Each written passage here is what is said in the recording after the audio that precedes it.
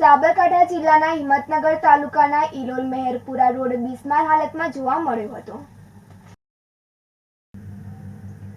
મહેરપુરા અને ઇલોલ ગામને જોડતો માર્ગ અતિ બિસ્માર હાલતમાં છે। અહીંયા દિવસના ઘણા વાહનો અવરજવર કરે છે।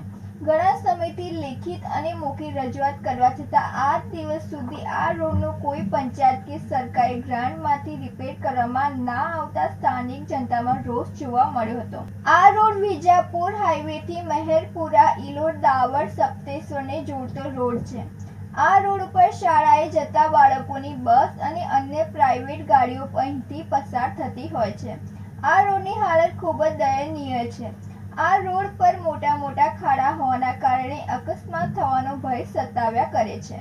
સ્થાનિક લોકો દ્વારા રજૂઆત કરવામાં આવતા છતાં ચૂંટણી સમયે નેતાઓ મોટા વાયદાઓ કરતા હતા। એ વાયદાઓ માત્ર કાગળ પર જ જોવા મળ્યા છે અને 8 દિવસ સુધી આ રોડનું સમારકામ કરવામાં આવ્યું નથી। આ ઇલોલથી મહેરપુરા દેશરૂટા વિજાપુરને જોડતો રોડ છે। કેટલાય સમયથી આ રિપેરિંગ થતું નથી, રોડનું કામકાજ કંઈ થતું નથી। કોન્ટ્રાક્ટર આવે છે તો કપચી પાથરીને જતા રહે છે, ઉપર ડામર કે એવું કંઈ કામ બીજું થતું નથી। અને આ રોડ એટલો બધો ખરાબ થઈ ગયેલો છે કે અહીંયાથી જવું આવવું મુશ્કેલ પડે છે।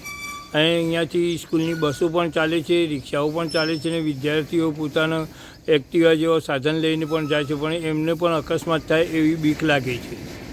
તો આ રોડનું કામ સત્વરે તાત્કાલિક સરકાર તરફથી થાય એવી ગામ લોકોની અમારી વિનંતી છે। જો આ રોડનું સમારકામ કરવામાં ના આવે તો અમારે લોકોએ ગાંધીનગર ગાંધી ચિંધ્યા માર્ગે જવા માટેનું આહવાન કર્યું છે। પંચાયત અને તંત્રના આંખ આડા કાન હોય એવું દેખાઈ રહ્યું છે। શું આ લોકોને બાળકો આવતા જતા રોડના ખાડામાં ચાલતા હોય છે એ નહીં દેખાતા હોય? તર્ક વિતર્કની ચર્ચાએ ઇલોલ ગામમાં જોર પકડ્યું છે।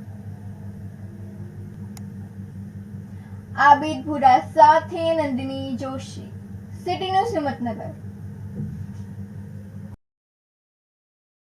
ભાઈ આ રોડ બહુ તૂટી ગયો છે બરાબર, માણસોની બી અવર જવર છે, સ્કૂલના બાળકો સ્કૂલના વાહને બી જવું છે અને મહેરપુરા જવા માટે બી તકલીફ છે। આ બહુ રોડ તૂટી ગયો છે, આખો રોડ રિપેરિંગ કરવા માંગે છે અને ખેડૂતોને બી તકલીફ પડે છે। અહીં રેસિડેન્ટ બી ચાલુ થઈ ગયું છે એટલે આ બધી તકલીફો પડે છે। જ્યારે અમારી આ રજૂઆત એવી છે તાત્કાલિક આ રોડ થઈ જાય એની કાર્યવાહી કરો।